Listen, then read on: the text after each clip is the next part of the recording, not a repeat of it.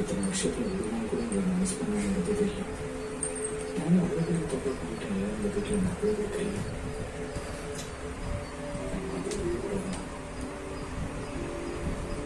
நான் வேணும்னு சொல்லடா, ஏதோ கோவத்துல பேசிட்டேன்.